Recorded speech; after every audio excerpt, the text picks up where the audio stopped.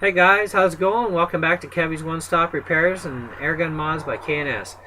Well, we showed you the last video on the Crosman 2240 review with a stock Crosman pistol. These are the grips off of it. Okay, we've taken them off. And we did up a set of Camo grips. Now these actual grips that are on here came from a Crosman 1377, which is the exact same grip, just they're brown, right? So what we've done, of course, is we've done a full camo job to them. And how these are done, to explain to you, I use an automotive etching primer because it works great. It really sticks good to the plastic, makes the paint stick. And then I go in it with these Krylon colors in camouflage. And this is the ultra flat black. I have an ultra flat olive and an ultra flat khaki. And then of course we take some shrubs from the back and do up our patterns, and this is the sort of stuff we get out of it that turns out really really cool. Okay, and then when they're all dried up, then we go over it with a clear coat, which is also made by Krylon for their paint, and that's going to protect the paint, give it a nice durable finish, and should last you for quite a few years. But that's how we camo it up, and that's just one little mod. And that little cheap mod, if you send the grips to me to be done, I charge $10 a set to paint them up for you, and then your return shipping, you know, and then you've got yourself a nice set of factory plastic grips, because a lot of people like to keep them that way, but with a really nice camo paint job, you know. So if that's the sort of thing you're into, hey, no problem. I'm also going to be doing other patterns up, because I'm going to make up some of my own stencils for different things, to not just do camo, but other types of design work on grips, because, you know, people like all kinds of stuff. You know, I don't like just camo. That's not just my favorite thing. I like other styles and designs too, like lightning bolts and, you know, that sort of stuff. And so, you know, I mean, I'll be able to paint this stuff on wooden grips that we make, because we make the wood grips, as you all know, among other metal mod parts we make. But on this plastic stuff, I mean, you know, these are just factory plastic grips, and they can be improved on as far as, you know, appearance goes, and it's a mod, you know, and it's not a very expensive mod to do either, you know, which is great. So, you know, it's not going to cost you an arm and a leg or anything. Or if you want to do it yourself, I mean, it's an idea for you to do the factory plastic grips, because a lot of people don't think that they could actually do something with the plastic grips, but obviously, yeah, you can.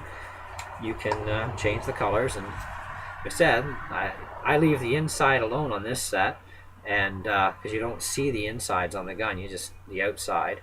But I can do inside and out, doesn't matter. So this is just a little mod to be done for that. Now I'm just putting on the original black grips back onto this gun. So there we go. Now my 2240 has a set of left-handed, and these are what we call our full target grip. Okay, they've got an ultra wide thumb shelf. It really swallows your thumb up, as you can see, and then the other side's flat on the, basically flat. It's not flat, but it's, you know, contoured and rounded. And this is a nice, comfy targeting grip. You know, I really like them. I've got a 10-inch barrel on mine, 2-piece muzzle brake, Crosman steel breech, LPA rear sight, micro adjustable, brass back cap. I mean, I've just started getting into modding this thing. This thing has a long ways to go now. And this gun's running about 490 feet per second with the 10-inch barrel. And 10 inch is also the optimal, perfect length for target shooting. So if you're a target shooter and you want the best possible accuracy, and give yourself a little bit of extra distance, because that extra, you know, 30 feet per second or 35 feet per second is actually going to give you that much, like a lot more distance.